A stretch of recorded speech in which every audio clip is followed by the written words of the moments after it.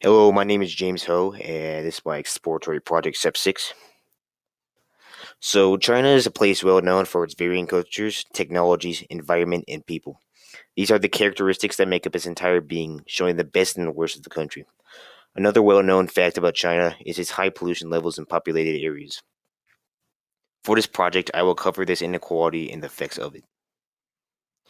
Throughout the majority of China, industrialization is becoming a common theme. This allows individuals within China to gain the goods they need and creates profit for those that own these factories. With this, and the more enormous size and quantity of Chinese factories, emissions are emitted into the air, creating toxic fumes and decreasing quality of life. The effects of this air pollution is well known to cause several health issues, including lung cancer, respiratory disease, heart conditions, and many more, as well as increasing global temperatures via the greenhouse effect.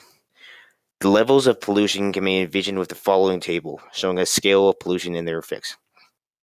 As you can see, the highest row on the table shows 301 to 500, which means that it's very serious health effects created by the pollution.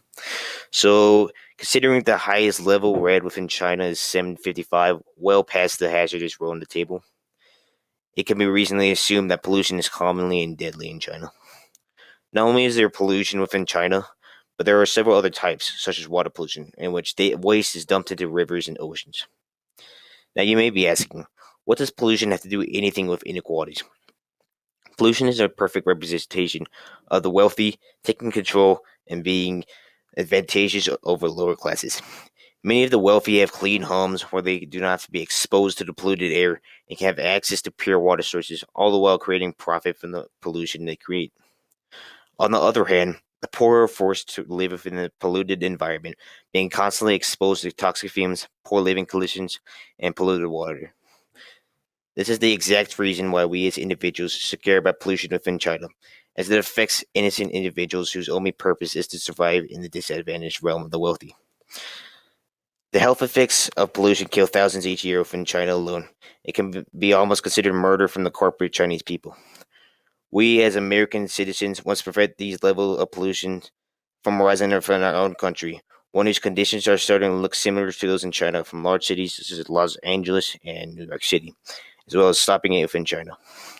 To add to the reason of stopping pollution in China, studies have shown that increases in pollution in China leads to an increase of levels within the western United States, showing that the two are related. Several ways have been proposed in order to reduce pollution in China. These include decreasing factories emitting pollution, increasing the amount of environmentally friendly energy sources, and helping the Chinese economy grow in order to provide for those forced to live in these treacherous conditions. With an increased effort of solutions, not only will many more, without an increased effort in solutions, not only will many more die from the effects of pollution, but an increase in the global temperatures will soon lead to the flooding of cities throughout the world, killing many and removing others from the home. In order for the U.S. to contribute to this effort, they can provide humanitarian resources to the poor in China and create a new global program to help reduce pollution throughout the world, which may seem unlikely due to their withdrawal from the Paris Agreement. As an audience, we can take steps with our own country to reduce pollution by tracking our own carbon footprint and finding ways to reduce energy consumption, such as turning off lights when they're not necessary and taking shorter showers.